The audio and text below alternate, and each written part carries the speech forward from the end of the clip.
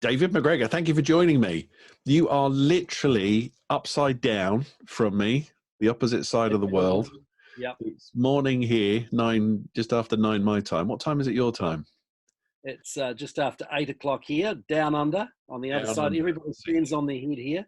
You're upside down. You're in the future. How's today Yep. going to be for me? Oh, today's going to be great. You'll love it. We get a beautiful sunrise, so just be expectant of that. Well, lockdown's almost over, so you can expect that tomorrow. Great. Well, David, I've known you for a long time, and you're a good friend. And I've been just actually tell us what you do for a living now and ministry. What do you do? Because people won't know you. So I'm the pastor of a church, Grace Vineyard Church in Christchurch, New Zealand. We have 5 campuses, just starting the 6th campus, and we planted the church just over 20 years ago. And yes, we've had some very interesting times. And I've got a lovely wife and 4 children, and 2 are married, and 1 little grandson and another grandbaby on the way. And That's one right. of my I saw to be that. married soon. When's the next baby coming? Next grandbaby? Baby is due in October. Ah, fantastic. Fantastic. So very exciting. Very excited. So we've known each other in church circles for 20 years. I've been to visit you in New Zealand, and think of you lots, and you're an amazing church leader. Learned lots from you, David. But the reason I'm interviewing you is I was reading a book about how people survive natural disasters. And it's been very helpful to look at how people, when they go through something awful, find ways to navigate it and for life to go on. And that made me think, David and Liz in Christchurch went through an enormous earthquake, and and that's something that doesn't go away overnight. And you have all these phrases like, new normal. That must have been what you went through. So I pinged you a message and said, could I interview you? So thanks for coming along here. So we want to learn. I mean, I'm going to ask you some questions, David, some practical things, but also what God was doing. Because, we know you look at scripture and think, God turns up in the most awful moments in history and does amazing things. And I know from visiting you that he has, and you've got an amazing, thriving church and community after going through the earthquake. So you want to tell us a story? Yeah, I'll tell you. Tell us, start with the earthquake and your stories. How it began. A number of months before the earthquake took place. What year was that? What year was it, David? 2010, we had the first earthquake. Right. And so earlier in 2010, we were up at a vineyard board meeting. Our movement is the vineyard, obviously. And at the end of the time we had with various leaders, people were praying and prophesying over each other.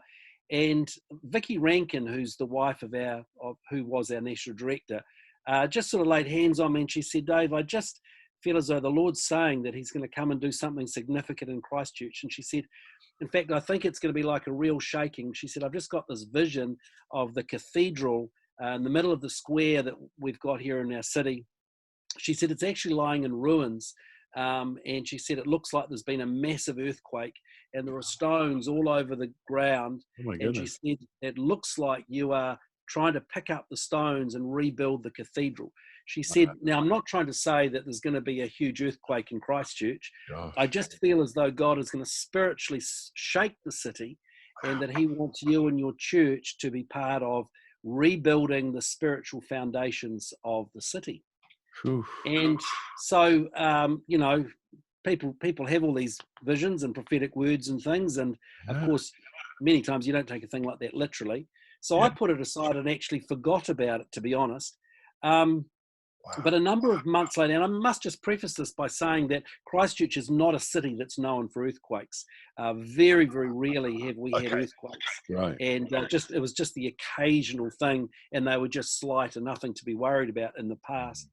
But a few months after that prophetic word, I had a very vivid dream, probably in about August, the beginning of August. And in that dream, I felt as though there was a massive earthquake that came and hit Christchurch. And in my dream, I remember my thought was, oh my goodness, that's worse than the previous 2 massive earthquakes. And then I woke up. Oh my goodness. And I thought, wow, I thought that actually felt like God was speaking to me, but I thought it can't be a warning about an earthquake. And I don't really have dreams or anything. And I thought the thing that was worrying was that massive earthquake we had, it was as though my thought was that there had been two before it that were really bad, but this was the worst of the three. Yeah. So I felt, just disturbed about that as I woke up. It sort of shook me, and I just felt that there was something significant about it. Then later on the day, I saw that there had been an earthquake in Vanuatu, and I thought, oh, wow, what are the chances of that? Vanuatu's quite close to us. But I felt as though the Lord said to me, your dream wasn't about Vanuatu, it was about Christchurch. Oh. Then about a week later, we had a staff meeting. One of my staff came up to me, the guy that did our IT, and he said to me, I've had a very disturbing dream about a massive earthquake hitting Christchurch. Now, look, people say these things to me from time to time. They come up and tell me about prophetic words and dreams about all sorts of disasters. And normally I just dismiss them. I say, oh, well, yes, well, let's just pray about that. But because I had one as well, I told him, I said, I had this dream and I felt as though that there was a big earthquake and that the third one was worse than the previous two. Yeah. And he said, well, what do you do with a thing like that? And I said, I don't know, let's just pray that it doesn't happen. Yeah. So I did actually take the precaution of going out and getting some emergency supplies and just putting there. And I didn't actually say anything to anyone, even my wife. But about 2 weeks later, at about 20 past 4 in the morning on September the 3rd, I think it was 2010, there was a massive earthquake. It was 7.1 on the Richter scale. And there was a little shock, just a little foreshock, and I leapt out of bed and my first thought was, oh my goodness, this is what I dreamt about. I leapt up, put on the lights, and then the lights went off, and the whole house shook like you would not believe. And we've got a 2-story house, and it was terrifying. The kids were screaming, and Liz went into the room to get our littlest daughter Anna. Everything was dark, and we were just standing in the door frames. It went on, I think, for about 40 seconds, which seemed like an eternity. I thought it had gone on for a couple of minutes. Wow. So then we went downstairs and then we just continued all night having these massive aftershocks. Things were smashing all around the house. And so anyway, I won't drag it out too much, but after that had sort of settled down, we were having aftershocks all the time. And I felt very disturbed that I'd had a dream about it, and that in my dream, I'd felt that there was the third earthquake was worse than the previous two. Yeah. And so I told that to a whole lot of friends. I said, what are the chances of me dreaming about an earthquake? And all the scientists were saying that aftershocks get less and less. They never get higher. They get less and less. Yeah. So, but I got a lot of pastors around the nation to pray. Yeah. And then on Boxing Day, there was another huge big earthquake. Which was another fault line, actually. And I remember thinking, oh my goodness, that was huge, but it wasn't quite as bad as the last one. But in my mind, I thought that's number 2. Yeah. And then we went away for a holiday and they all seemed to die down. And then actually we had Christy Wimber from Anaheim that was with us, and she was speaking in our lounge. We had all our pastors there. And suddenly there was the most massive earthquake. This was February the 22nd. 2011, and it was just absolutely massive. And my first thought was, my goodness, that was worse than the previous two, which had been exactly the thoughts that I'd had in my dream. And it was terrifying. We lost all our power, we lost the toilets, we lost internet, we lost phones. There was what we call liquefaction, sewage and mud running in the streets. Houses were flooded. 185 people were killed. Buildings collapsed, and funnily enough, in the first number of earthquakes, the cathedral wasn't damaged. In that third one, the whole cathedral sort of collapsed down, and sort of fulfilled the vision, I guess, that Vicky had had. Yeah. So on the night, and I'll stop in a second so you can ask me more questions, but on the night of that third big earthquake, we had 17 people in our house. We were all lying on the floor under a part of our house that doesn't have another story over it, and we were trying to lie under tables and things. We had massive aftershocks all through the night. I remember feeling really frightened. Wow. And I just lay there and thought, oh my goodness, is the world going to come to an end? It was very, very frightening. And then I remembered Vicky's prophetic word. Yeah. That there was an earthquake coming, and that I was going to take part in helping to rebuild the city. And then I remembered the dream that I'd had as well, and the dream that this other guy had had. And I felt as though the Lord said, I have been warning you about this. Wow. I'm in control. Everything's going to be okay. You're going to come out the end. Now take courage. I want you to help to rebuild the city. And I just got this peace that came upon me, that even though it was frightening, that God was there, he knew all about it, and that things were going to be okay. Wow. And then we went on to have another 13,000 aftershocks over the next 2.5 years. 13,000. 13,000. So this is why, I want to ask you some questions. I mean, I've been to Christchurch since, saw it before the disaster, saw it after, and you showed me some of the places that have just been, just gone, and seen things rebuild over time. And it just, know intuitively, and from having seen that there is no immediate recovery the next day, and you have we keep using this phrase, new normal. This is now the world that we live in, and we're going to live with the consequences of for a long time. And so you've been through all of that for those things. So just ask you some questions to map that experience against what we're going through now, David. So first one I've got is this. I mean, there's a lot of talk about resilience, how people who are more resilient come through things like this better. I'm guessing that you learnt some things with all the stuff that you had to go through over the last few years, that you bring into this context now. So what are you able to draw on now that you learned from before, when that disaster happened?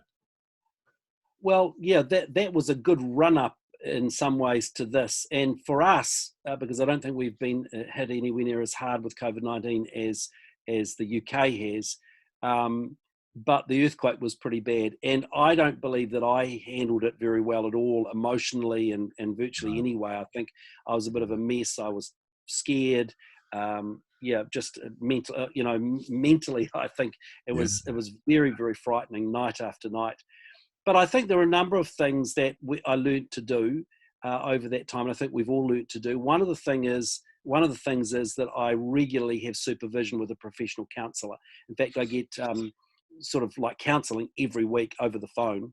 Yeah. And I find that it's really important for the job that I do, but especially with the trauma that we've been in, just to constantly have like that pressure cooker. You're just letting out the steam and talking to somebody. So that's been very helpful. I think the other thing is that you've got to pace yourself as well. There's a lot of adrenaline that comes when there's an emergency that happens. And some people curl up and they want to sleep all the time, and other people have this rush where they want to go out and they want to change the world. Yeah. And either way, you've got to pace yourself. The emergency is going to be there for a long time, and so you've got to work out the things that you can do effectively without sapping all your strength. Because one by one, we lost a number of our staff just to burnout and just mental exhaustion. People just couldn't cope. And so another thing is really like doing it as a relay. Like we've got a member of our team at the moment who's quite a key person on the team and is just exhausted and feeling tired and not coping. So I've just said, hey, just have a couple of weeks off and just rest, and we're going to tag team this thing, because this is going to go on for a long time. Yeah, gosh, tag teaming. Yeah, so you've got different reflexes now, haven't you? You had those reflexes from before. It sounds like you've got through, bitter experience, some different things that kick in this time round. I was thinking, David, I'm hearing you talk about, you say you don't think you went through it very well. I'm not sure who does go through an earthquake very well, who says this is the moment I prepared for my whole life. I was thinking about at the end of Luke 24, John 20, I think it is. The disciples have been with Jesus. He's told them all he's told them. They've seen him die. Some of them have seen him come back from the dead. And their response is to run to a room and lock themselves in it and hide away from the world. And Jesus appears and says, it's like, I can imagine him sighing, going, did you not learn anything? But he's so gracious, because even then they still don't get it. So were you saying you sort of felt a bit like that? Because I think a lot of Christians feel like that. Surely I should be being more Christian at the moment. I should be peaceful and I should be coping with this. Yeah, and I think a lot of people felt guilty that they weren't coping well, and it was very difficult to know who was going to cope well and who wasn't. Some of the people you feel is the strongest emotionally crumbled, and other people that you thought would really struggle seem to go okay. And I think there are seasons where some are strong and some are weak, and we've got to. It's really a time to watch out for each other, to look after each other. You really have to work as a team. And I think you've got to be really open about how you feel as well. Like if you lead a team or lead a staff, it's really important that you're saying how you're doing, how you're coping. It's fine to not be coping well. It's okay to not be okay. And I'm having lots of those conversations with our team. And also lots of people just in the city are ringing up and saying, I'm not sleeping, or I'm feeling overly anxious, or whatever. And that's just a natural thing that happens in these times. And I think where we can try to naturalize that and say that's just your body's natural response to the stress and trauma that's going on, and give people permission to take time out and to have time off work or whatever. And we've said to people on the staff, look, tell us you're not okay and it's not going to affect your job in any way. We just want to make sure that you are going to get stronger through this. That's so important. That's amazing. Yeah, I mean, I feel like I've been telling people I'm really tired. I've been overworking, and I sort of feel like I have to replan the whole of the church for multiple scenarios on a daily basis. And you just feel like, how can I can feel like there's this sort of treadmill, because I've been finding everything is amazingly life-giving. It is, the important, not important, urgent, not urgent. Suddenly everything that we're doing now is really important. That's amazing and exciting, but it's all urgent and it just gets exhausting. So I've been finding, how do I give myself permission? Like, I can stop, everything will be okay. You just worry that you're going to miss something or not take care of something. There's always something. How do you do that? I mean, I know you say you give permission, David, but how do you personally, you can do it for other people. I'm great at telling other people, take some rest. God's in control. But how did you enter that place that you gave advice to other people for? Well, I did it badly, I think, the first time. I think the second time what I've done is I felt the most important thing as a leader is just to regularly show my face. And so people are seeing me and seeing Liz. And when we show up, we're expressing a bit of, this is hard to do, but also a bit of humor as well. There's a bit of lockdown humor. And, how, on our online service, I showed my son and my daughter-in-law and my grandson, who's 1.5, all trying to cut my hair at once. And, there's a little bit of humor in there because everybody's going through the same thing. Yeah. But I think showing your face regularly as the leader and say, we're all going through this together. Yeah. Not having to come up with anything brilliant, but just being there, I think is important. And look, on our online services, Liz and I have been talking about mental health and actually talking about how badly we coped with the first lot. Right. And the things that we learned during that time. And look, one of the things is getting regular sleep, not feeling like you've got to change the world, having a counselor or somebody. One of the things I think it's important to do as a leader is to have somebody outside your church who you can share all your deepest, darkest fears. You don't want to be sharing all your deepest, darkest fears, with your congregation necessarily, or even some of the people around you. But you've got to have somebody that you can share that stuff with, so that you can go in and feel confidence as you go in. Wow. Because you and I know life and ministry. You go through lots of things and you reach that point where you go, yeah, I can leave this. I know God's in control. Everything's screaming at me, but it doesn't matter. Rest and sleep's more important. But when you're going through something catastrophic that you've never experienced before, I find it's like, well, where are those places that that's enough or that's not enough? Or do you know what I mean? How did you, I'm just pressing into this with you. You said you did it badly, but did you get to a point where you were like so tired, you're like, I need to sleep? Was that what happened? Absolutely. The first 2 days of our lockdown, I just slept for 2 days because I thought I'm not fit to do anything. We did so much work as we prepared for lockdown. We only had about 3 days notice. So we were pre-recording worship and pre-recording services, and I slept for 2 days.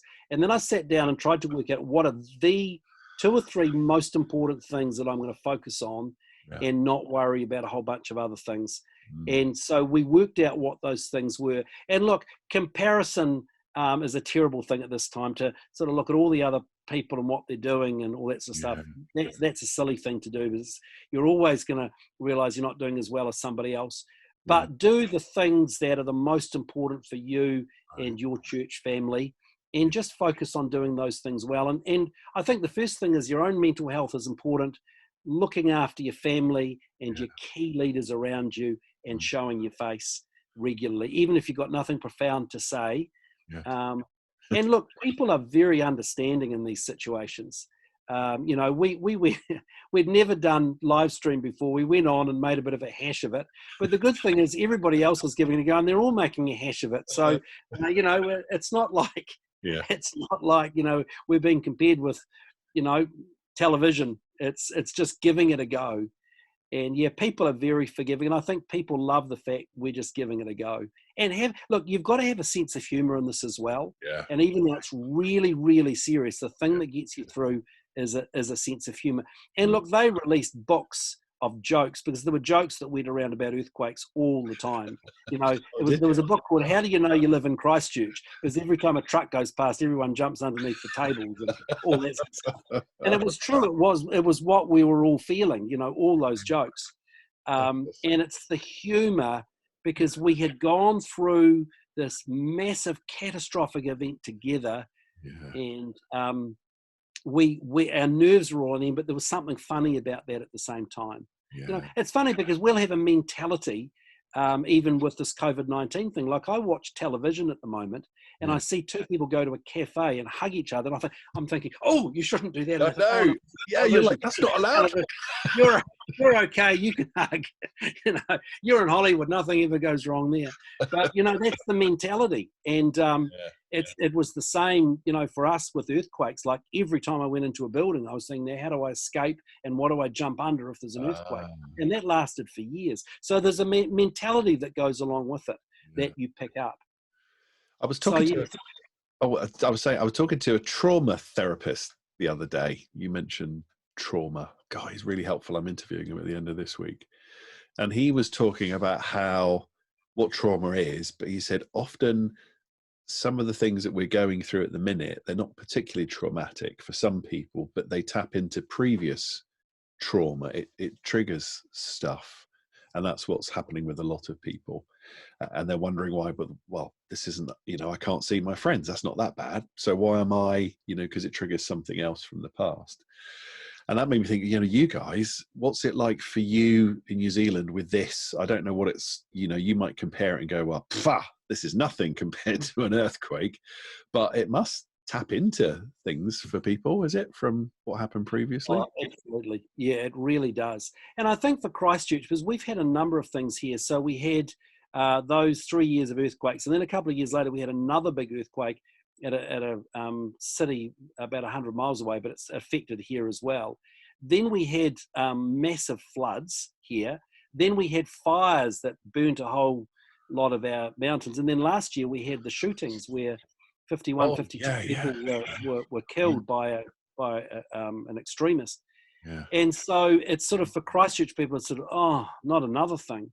And so it taps into that thing of, you know, life not being, you know, the world not being trustworthy.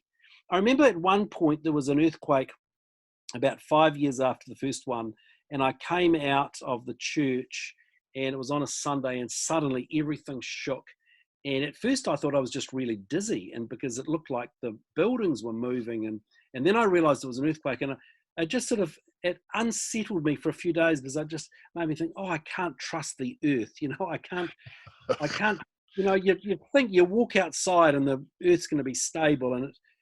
And I think there's a little bit of that, you know, all the things that we've learned to trust, you feel it shakes that trust again. So it does, it taps into trauma that you've had there for a long time. And also, you know, everybody knew somebody that had died here. Everybody was a friend of somebody or had some relative that died. So I'll tell you another thing that happens, and this is happening all around the world. There's conspiracy theories that come up. And every religious nutter comes out of the woodwork. And I'll tell you this, it sounds funny, but it was traumatic at the time. The Sunday after, so the massive earthquake happened on a Tuesday. The Sunday after that happened, we had a fellow from a country in Europe that will remain nameless that came up to me and said, look, I come from this European country. Could I bring greetings from my church? And I said, oh, that's very nice. And he said, we've flown over special. And I said, what exactly do you want to say? And he said, I just want to say that this is the judgment of God on the sin and the sexual immorality of the people in Christchurch. And I said, no, I'm not going to let you get up and say that. I said, that's not greetings from No. European country. So anyway, he went around talking to some of the young people in the church saying, you know, it's your sexual immorality that's caused this thing to happen, and worse is on the way, before we asked him very kindly to leave. And look, that was just the tip of the iceberg. People were prophesying tsunamis. There was all these things went around about tsunamis and volcanoes, and every natural disaster and plague you could imagine was being prophesied, and people were delighted. They were sending these things as if this was it was awful. It was just awful. And I can see all this sort of thing happening again with COVID-19. And I think as leaders, we've just got to push all those things aside, not let them become distractions, and very clearly say to people, there's demonic stuff that comes out that brings fear, and we just must not get sidetracked by it. Absolutely. Well, I'm hearing in all of that a big question I want to ask you, because it sort of touches on what we really believe, you know, as Christians. You know, you had that thing where the earth shook and what was underneath all gets shaken up. And it's like, I see that with people. It's like, there's big questions. I thought I could trust God. Can I trust him? I didn't think anything like this would ever happen to me. And then all this stuff conspiracy theories get shaken up out of people, you know, to try and make sense of stuff. They're full of judgment, or they're full of fear. So I guess I'm asking you the big question that I'm noticing is that realizing what we really believe comes to the surface at a time like this about who God is and who Jesus is and what my relationship with him is. So if I land that on a question, how did you learn to trust God in the middle of all this with your people and know that God is still good? He's present. You know, there's awful things happen, and there's the risk of more awful things happening. What was that like to navigate for you and for your church? Well, that was the big issue. That was the really, really big issue for most people. And people say to me, you know, was the revival after the earthquakes and people flocked to God? It was exactly the opposite. People flocked away. People got disillusioned with God.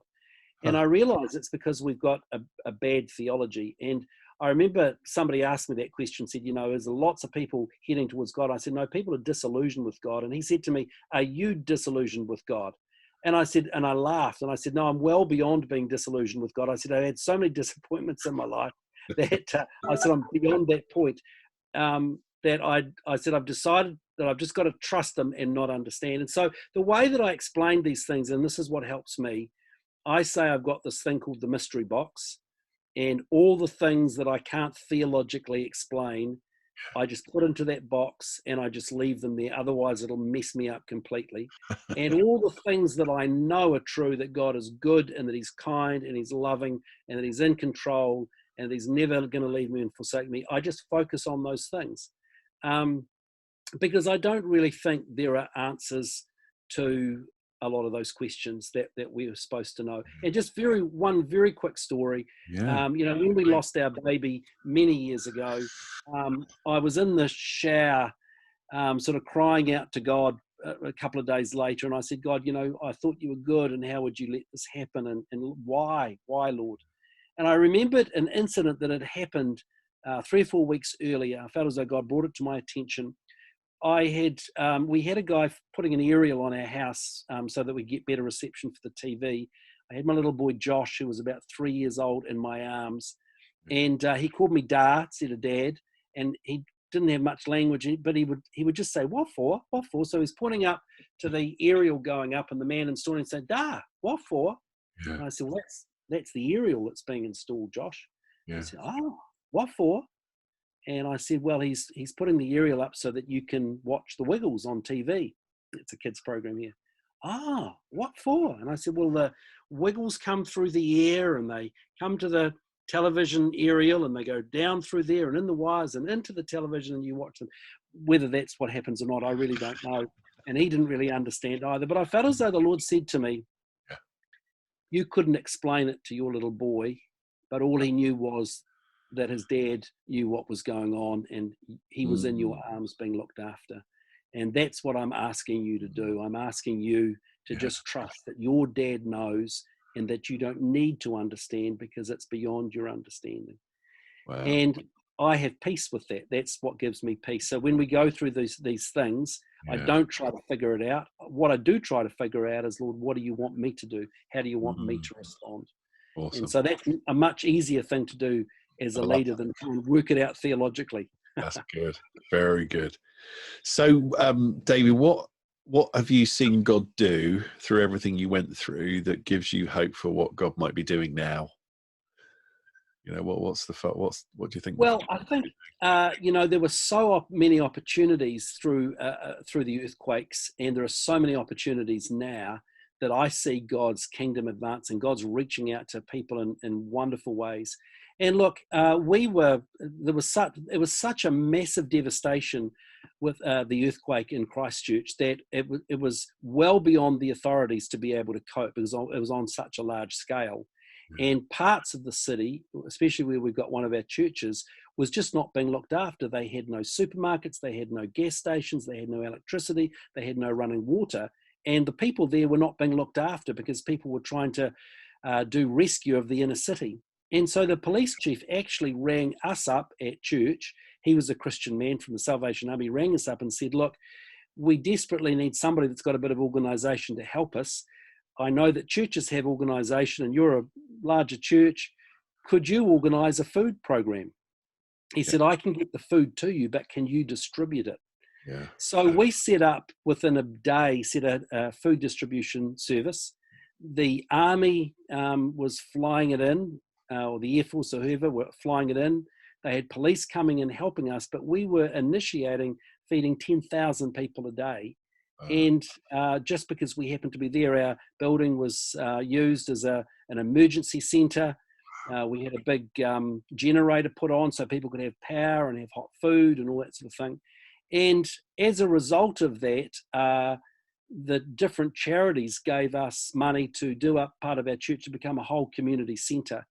And so all those things were opportunities that came because we were open, we were available, and we said, how can we serve? And I think that's one of the keys. If churches say to the local authorities, how can we serve you in this time?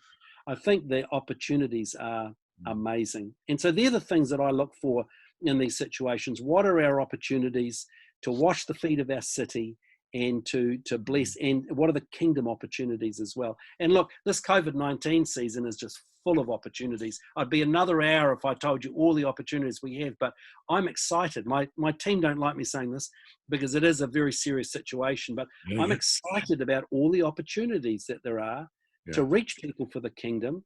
And also there are a lot of exciting things happening for those who are poor and those who are we've got homeless people who have been on the streets for years that the government has to take off the streets and they've been put into housing. Now that's got to be good, hasn't it? Now we've got to figure out some way to keep them there. So in amongst it all, God's doing great things, and we've just got to pace ourselves in the process. That's all. Fantastic. So why don't we finish here, David? Lastly, I mean, that's so encouraging. So we're in a, we were talking before we hit record about, in the UK, over 30,000 people that are dead, one of the highest death rates in Europe. Lots of people in the UK will watch this.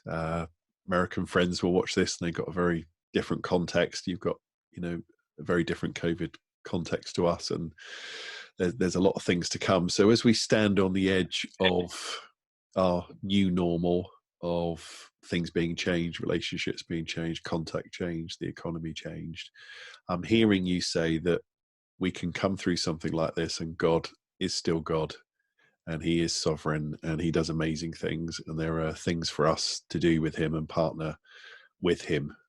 Yeah, that's just so encouraging. So for us, I'm just imagining all my friends and people listening to this. You got any final word of, it's almost like speak a blessing over us. In fact, pray a blessing over us to finish. Oh, well, look, I must say your context is way worse than ours, both there and in the States. But do you know what? You will look back and you'll see the hand of God move. Like during the earthquakes, we thought, oh my goodness, nothing could ever get worse than this. But as I look back, I'd never ever want to go through it again. I'd never ask for it again. But to see the faithfulness of God as we look back, been phenomenal, and it has brought strength, and I trust him more than I ever have. So I just want to pray that for you and all the people who are listening. Father, I thank you, Lord, that you are with us in amongst the terrible tragedies that are going on around the world. I thank you that you do care and that you're close to the brokenhearted. And Lord, it's a scary, scary time, and it was scary for us in those earthquakes, but you were there. And Lord, I don't exactly know what your plans are, but I do know that you're touching hearts during this time. I know that you're turning hearts towards yourself. I know that you are reaching out to the poor and the hurting and the broken. And so, Father, while you hate these tragedies, I know that you do come and you do perform miracles in these times. I pray that you'll give all of us courage. I pray as leaders that you'll give us wisdom, especially when we take time out to rest. But lead us and guide us. And Lord, may our faith be strengthened rather than weakened during this time. And we just pray a blessing over all those who are listening. May they get their strength from you daily in Jesus' name. Amen. Amen. Amen. Good place for us to finish. Thank you, David. That was amazing.